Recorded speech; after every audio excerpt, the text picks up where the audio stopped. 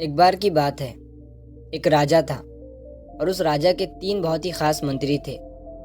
लेकिन कुछ दिनों से राजा के उन 3 मंत्रियों में से कोई मंत्री ऐसा था जो राजा के पैसों में गड़बड़ी कर रहा था और वो मंत्री अपने काम में भी आलस कर रहा था। अब राजा ये समझ नहीं पा रहा था कि उन तीनों मंत्रियों में से कौन सा मंत्री बेईमान है और कौन सा मंत्री ईमानदार।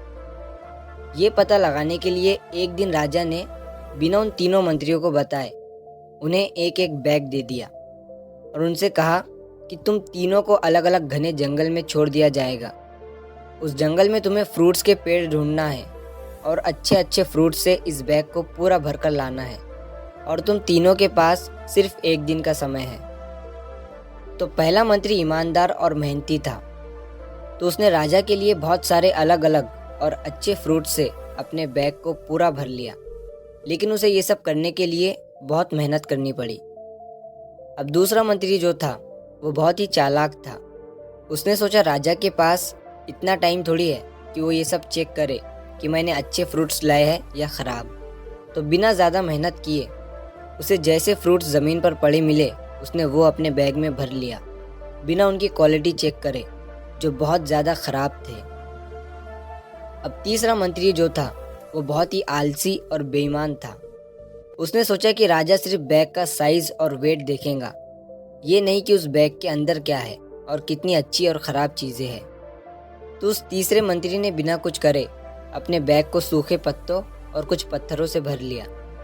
अब वो तीनों भी मंत्री अपने अपने बैग के साथ राजा के महल में वापस आए।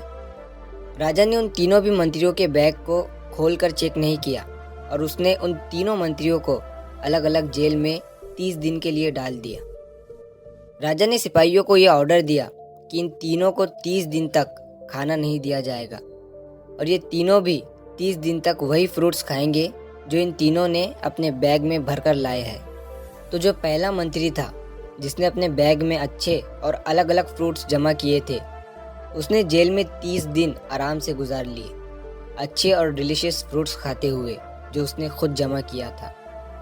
और जो दूसरा मंत्री था जिसने ख़राब और बेकार फ्रूट्स अपने बैग में भरे थे, उसे वही ख़राब और बेकार फ्रूट्स खाने पड़े और वो उस जेल में कुछ ही दिनों तक सरवाइव कर पाया और बाद में वो ख़राब फ्रूट्स खाने की वजह से बीमार पड़ गया। अब जो तीसरा मंत्री था जो बहुत ही आलसी और बेईमान था, जिसने अपने बैग में सिर्फ सूखे पत्ते और पत्थर भरे थे, वो मंत्री जेल के अंदर ही भूख के कारण मर गया क्योंकि उसके बैग में खाने के लिए कुछ भी नहीं था और तभी उसे अपने आलस और बेईमानी पर पछतावा हुआ। इस कहानी से हमें ये सीख मिलती है कि हम जो आलस करते हैं और अपने ही काम में बेईमानी करते हैं, बेईमानी मतलब अपने ही काम में अपना 100% नहीं देते हैं, तो उससे आज तो हमें कोई फ़र्क नहीं पड़ता, आज तो हम अपने काम में आलस करके आराम कर लेते हैं, लेकिन कल परसों कुछ दिन के बाद हमें उस पर पछतावा होता है।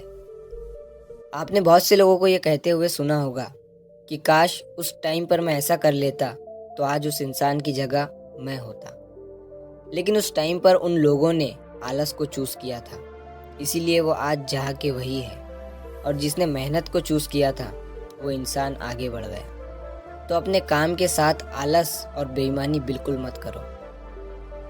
तो अगर आप इस कहानी को और भी लोगों तक पहुंचाना चाहते हो तो इस वीडियो को लाइक करो ताकि YouTube इस वीडियो को और भी लोगों तक पहुंचाए। और कहानी अगर पसंद आई हो तो हमारे चैनल को सब्सक्राइब ज़रूर करिए। तो मिलता हूँ मैं अगली बार इसी तरह की कहानी के साथ। सब्र करो, शुक्र करो और ज़िंदगी में आगे बढ़ो।